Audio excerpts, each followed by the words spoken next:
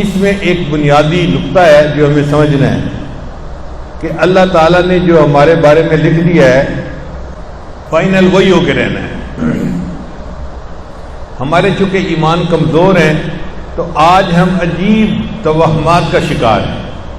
عورتوں میں اتنا زیادہ ایک دوسرے کے بارے میں بدگمانی ہے، اور جب بھی میرا بچہ پھپھو کے گھر جاتا ہے نا بیمار ہو جاتا ہے، صرف اس گمان کے اوپر اب پھپھو کے گھر جانا چھڑوا دیتی ہیں۔ بہن کھانا بنا کے بھائی کو بیچتی ہے اور بیوی نہیں کھانے دیتی، پتہ نہیں کیا اس پہ پڑھ کے بھیج دیا ہوگا، لہذا اس کھانے کو ٹریش کین میں ڈال دیا جاتا ہے۔ اور بنیاد کیا ہے؟ اور جی ہمیں جو کاروبار اچھا نہیں ہو رہا نا، کسی نے کچھ کر دیا ہے، اور پھر وہ عملیات والوں کے پیچھے بھاگتی ہیں، اور عملیات والوں کی پھر دکان خوب چلتی ہے۔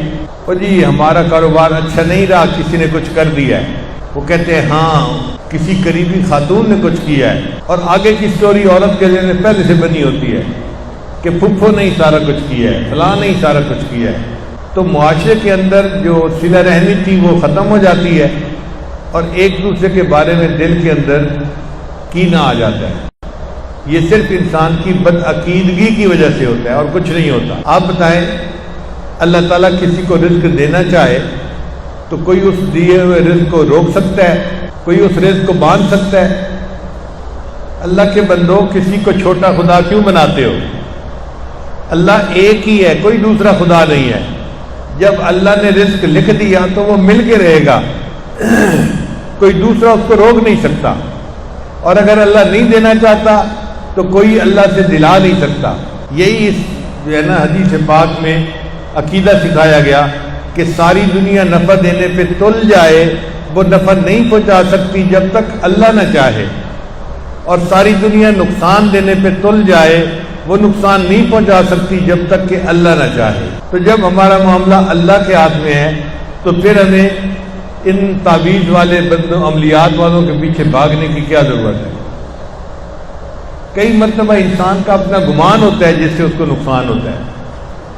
میرے پاس ایک مرتبہ ایک آدمی آیا، اس نے تبلیغ جماعت میں کافی وقت بھی لگایا ہوا تھا اور ہر سال چیلے لگاتا تھا، اور آدھی زندگی گھر میں اور آدھی زندگی رائے میں گزارتا تھا۔ اب بتائیے، اتنا نیک آدمی کہنے لگا جی کہ گھر کا ماحول اچھا نہیں ہے، بیوی میری نافرمان ہے اور بچے بھی میری بات نہیں مانتے، تو میں بچوں کو لایا ہوں کہ آپ ان کو بیعت کیجئے۔ خیر میں نے بچوں کو بیعت کیا، بیوی کو بیعت کیا۔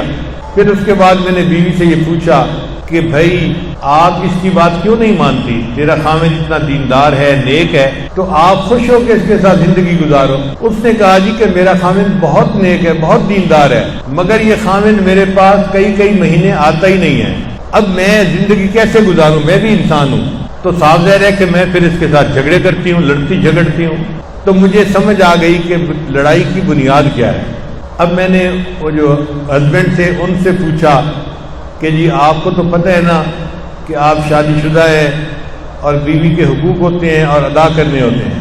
اس کو تو سارا پتہ تھا، کہنے لگا جی ہاں بالکل پتہ ہے۔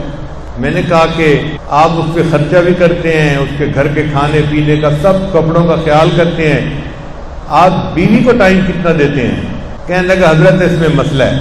کیا مسئلہ ہے؟ اور حضرت جب میں بیوی سے ملتا ہوں نا تو کچھ نہ کچھ میرے کاروبار میں ہو جاتا ہے۔ میں نے کہا خدا کے بندے، بیوی کے ملنے کی وجہ سے کاروبار میں کیا کچھ ہو سکتا ہے؟ اور جی میں نے کئی دفعہ تجربہ کیا ہے، جب بیوی سے ملتا ہوں کوئی نہ کوئی بڑا نقصان ہو جاتا ہے، کوئی مسئلہ ہو جاتا ہے۔ اب میں نے بیوی سے ملنا چھوڑ دیا ہے۔ میں نے کہا کہ آپ نے اتنے سال تبلیغ میں کیا سیکھا؟ اللہ سب کچھ کر سکتے ہیں چیزوں کے بغیر، اور چیزیں کچھ نہیں کر سکتی اللہ کے بغیر۔ تو یہ تو بنیاد تھی، بنیاد ہی نہ سیکھی تو پھر کیا فائدہ اتنا وقت لگانے کا؟ کہنے لگا جی اب میں کیا کروں؟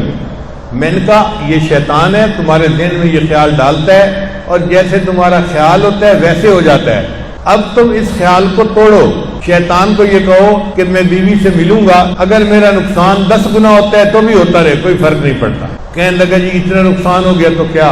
میں نے کہا اللہ نقصان کرے گا تو فائدہ بھی دے گا، آپ شریعت کا حکم پورا کرو اور حقوق و لباس میں کمی نہ کرو۔ لو جی اس بندے کو بات سمجھ آ گئی۔